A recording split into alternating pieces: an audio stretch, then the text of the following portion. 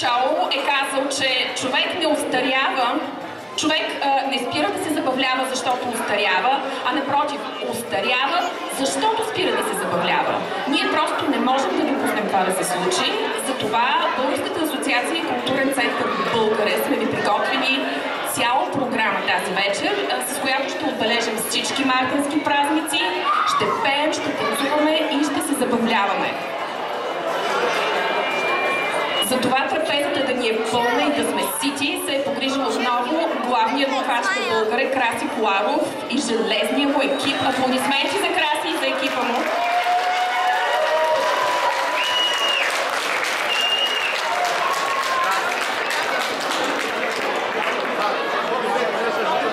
До нас е отлъчно, както на всеки празник са любимият ни диджей Ваню и Буковеста. Те са ни приготвили букет от песни и музика за всяка възраст и за всеки вкус. Започваме програмата си с двама млади изпълнители, Мила Белчева и Кристофър Джинов. Мила някои от вас се познават от Нова година, когато тя ни поздрави с няколко песни. Толкова и хареса, че поиска отново да пее за нас. Аплодисменти за Мила.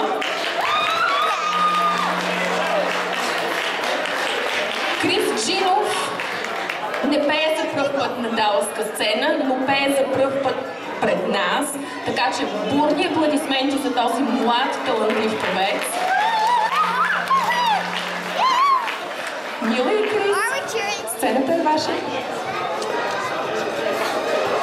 Добър вечер на всички. Честити празници.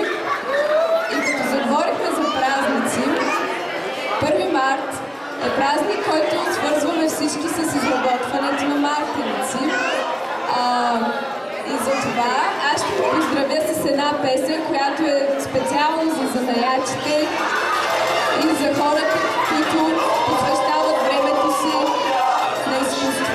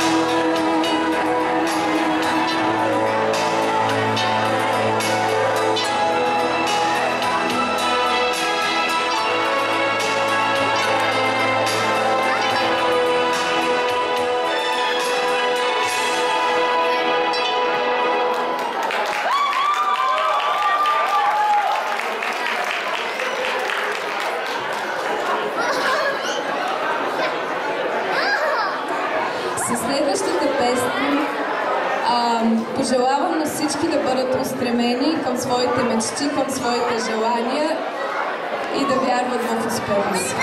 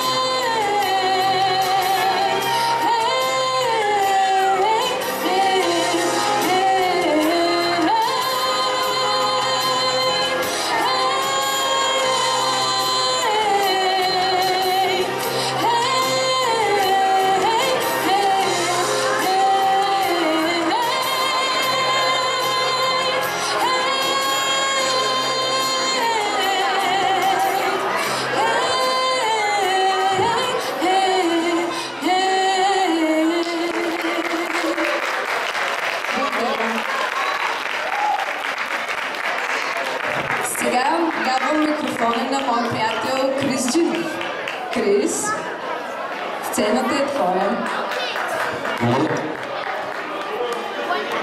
Сега следващата песен, която искам да изпълня за вас, е една сходна песен на Паша Христова. Казва се "Една българска роза", да много ви хареса. Казваме "Маестро музика".